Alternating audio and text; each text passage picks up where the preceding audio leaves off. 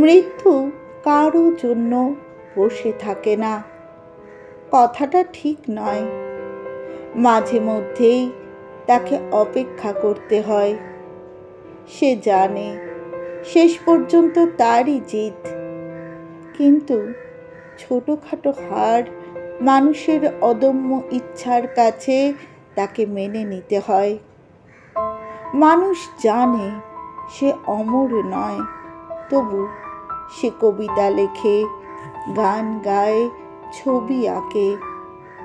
মৃত্যু তখন তার শিয়রের কাছে বসে ক্রমেই নিজের ধৈর্য আর সাহস হারিয়ে ফেলে।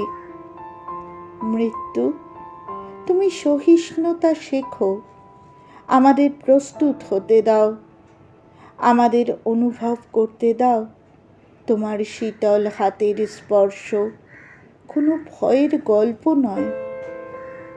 সেদিন তোমাকে সামনে রেখে শুরু হবে আমাদের অনির্দেশ যাত্রা, যেন আমরা মুক্ত কণ্ঠে আমাদের আপনজনদের কাছে বলতে পারি, উনি অনতিক্রম্য, কিন্তু আমরাও খেলায় হারিনি।